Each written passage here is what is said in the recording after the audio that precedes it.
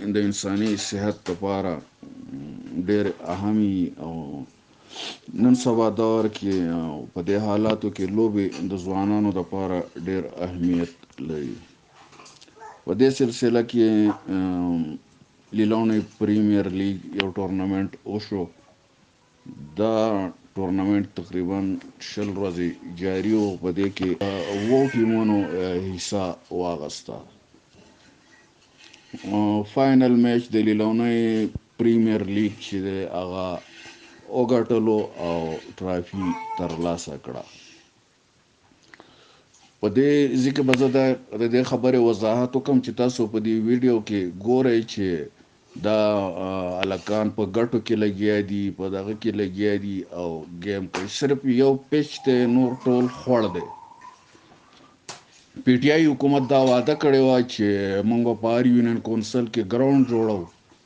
نو زمونږ د لیلونی ټیلنټ ډېر سیوا دی د کرکټ، د نورو ګیمونو، د والیبال او د کرکټو، خو چونکې دلته د میدانونو کمی ده، میدان شته دی نه.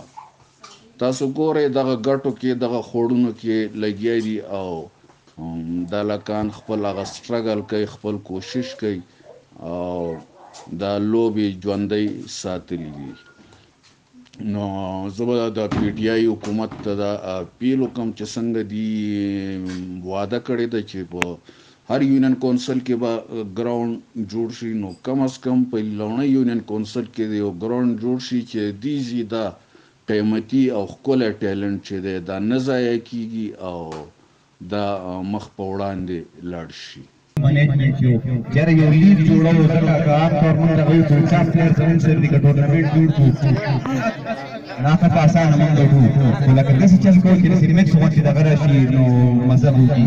نو هغې کې زموږ سره کوم ست فرانچایز و او پخواني پلیئر دومره واته هغو ټوټل ډېر زبردست ګیم وکړو او اینډ هم زموږ دغه وشو. د هغې وروسته مطلب ستاسو کوم سینیر کې و هغو سپورټ و نو ماشاءالله ډېر په ښه طریقې سره زموږ دغه سره ورسېدو.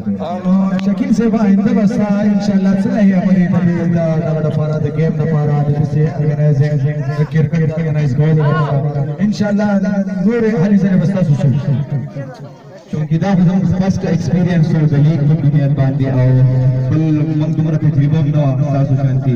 نو سیکنډ کې انشاءالله هغې کې موږ سره صفدر چې دی هغه سپیشلي هغه کړی د اوس نه او نور کوم سینیرس چې دي لکه تاسو شوی نثار، انور علي، لایق شاه، امین حیدر، داسې کسان به موږ رامخته کوو. سیکنډ به انشاءالله موږ په هغې کې سټاف کلاس هغه داسې کوو چې کېدای شي 8 ټیمان شي، ځکه په دې کې ډېر کسان کوو چې زموږ نه تاسو دغه نه دي کړي د ټیمان نه دي راکړي. نو ستاسو په سپورټ به انشاءالله د ګرمۍ په سیزن کې به زموږ سیکنډ ایډیشن وي او انشاءالله هغه به د دې نه ډېر زیات کامیابي وي. شکیل صاحب ستاسو د هلې ځلې او ستاسو کومه میوه چې تاسې کرلې وه هغه ډېر په ښکلي انداز چې دی نو هغه خپل سر ته ورسېده او بغیر د څه داسې واقعاتو نه او هغه میچ چې دا نننۍ ورځ به زما دا امید دی چې دا به ته ډېر خوشحاله یې، ځکه چې دا یو پروجیکټ و او پروجیکټ سر ته رسول دا ډېر ګران کار دی. په دې کې د هر چا خبرې اورېدلې، کنځل، وهل، ټکول، د یو سړي د متعلق پته مطلب دا دی د هغه د رایې متعلق نو لکه ډېر ستونزې تا په دې کې تېرې کړې او دا ټورنمنټ چې دا سر ته ورسو موږ تا ته مبارکي درکوو او موږ تا ته بار بار د دې خبرې بیا دا کوو چې ته ځان سره داسې یو ټیم جوړ کړه چې هغه مطلب دا دی موږ د پریس کلب ته لاړ شو، د القاب مشرۍ کې چې هلته موږ لاړ شو او دا زموږ یو وفد جوړ شي او موږ خپل د ریپورټ دپاره د دوی په وساطت باندې لاړ شو او دا ګروپ چې دا دلته راوړو. نو ستاسو په دې کې به زموږ ته سپورټ ضرورت او تاسو نه موږ دا امید انشاءالله جی کوو به انشاءالله. ډېره مهرباني د ټولو راغلو مېلمنو، خاص کر د القاب